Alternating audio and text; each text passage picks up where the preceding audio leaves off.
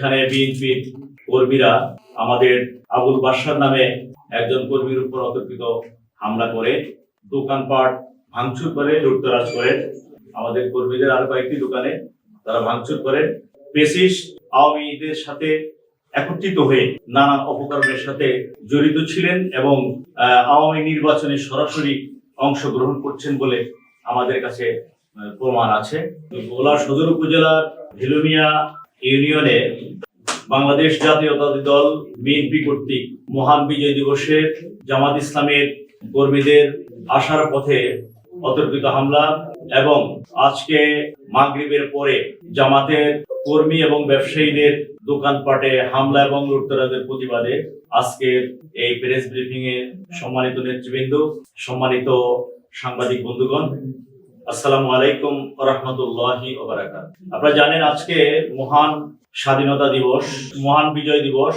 এই মহান বিজয় দিবস উপলক্ষে আমাদের কেন্দ্র ঘোষিত বিজয় র্যালি উপলক্ষে আমাদের সকল ইউনিয়ন থেকে আমাদের নেতা কর্মীরা, যুব সাধারণ যুবকরা অংশগ্রহণ করেছে। এই উপলক্ষে ভোলার একটি ঐতিহ্যবাহী ইউনিয়ন ভেলুমিয়া ইউনিয়ন থেকে আমাদের নেতা কর্মী যুবকরা সকালবেলা আসার পথে সেখানে বিএনপির কর্মীরা আমাদের আবুল বাশার নামে একজন কর্মীর উপর অতর্কিত হামলা করে এবং তিনি এখনো হাসপাতালে আছেন। এরপরে এই সংবাদটা পেয়ে আমি আমাদের ভোলা সদর উপজেলার ওসি সাহেবকে অবহিত করি, যাতে করে পরবর্তীতে কোনো পরিস্থিতি না হতে পারে। তিনি আমাকে আশ্বস্ত করেছিলেন যে সেখানে ফোর্স পাঠাবেন এবং যাতে করে পরবর্তী কোনো ঘটনা না ঘটতে পারে সে ব্যবস্থা নেবেন। এবং আমাকে বলছিলেন যে আপনাদের দলের পক্ষ থেকে যাতে করে না হয়। আমি ওসি সাহেবকে আশ্বস্ত করেছিলাম যে আমার দলের পক্ষ থেকে কোনো ঝামেলা হবে না। কিন্তু আমরা দেখলাম মাগরিবের নামাজের পরে আমাদের কর্মীরা যখন নিজ নিজ ব্যবসা প্রতিষ্ঠানে অবস্থান করছিলেন, ঠিক তখনই ইউনুস কমান্ডার, জিলন, হাসনাইন এবং ইসলামী মাস্টার রাশেদ সহ প্রায় 1.5 থেকে 200 লোক একত্রিত হয়ে আমাদের আব্দুল মোমেন ভাইয়ের, আমাদের কর্মী, তার নিজ দোকান আমিন সুজে বসা ছিলেন, সেখানে অতর্কিত হামলা করে এবং সেখানে তার দোকানপাট ভাঙচুর করে লুটতরাজ করে। পাশাপাশি পাশে ছড়িয়ে থাকা আমাদের সাদিয়া ফ্যাশন, তারপরে জামাল ফ্যাশন, এরপরে বসার স্টোর সহ আরো কয়েকটি দোকানে, আমাদের কর্মীদের আরো কয়েকটি দোকানে তারা ভাঙচুর করে লুটতরাজ করেন। পাশাপাশি সেখানে আমাদের কর্মী আশিক, পিতা আব্দুল নূর এবং আমাদের কর্মী আকাশ, এরপর আব্দুল মোমেন, আমাদের কর্মী মোহাম্মদ রিয়াজউদ্দিন, জাকির হুসাইন এবং মাসুমের উপরে অতর্কিত হামলা করে তাদেরকে গুরুতর আহত করে।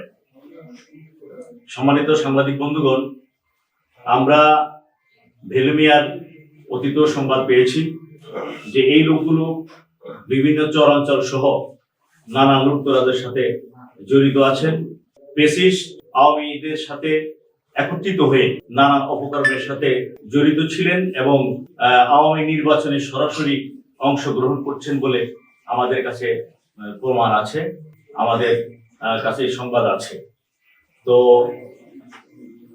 5ই আগস্টের পরে আবারও তিনি ফ্যাসিস্টদের পথ ছেড়ে বিএনপির সাথে যোগদান করে সেখানে বিভিন্ন চরে লুটতরাজ করছেন বলে সংবাদ পাওয়া যায় এবং তাদের এই কর্মকাণ্ডে স্থানীয় লোকজন অত্যন্ত বিরক্ত বোধ করছেন এবং তাদের অত্যাচারে অতিষ্ঠ আছেন।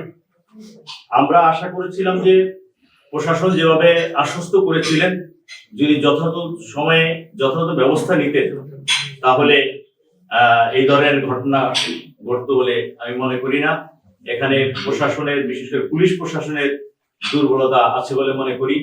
আমরা এই অতর্কিত হামলার সংবাদ পেয়ে আমরা নো কনফিডেন্সে সংবাদ দিয়েছিলাম।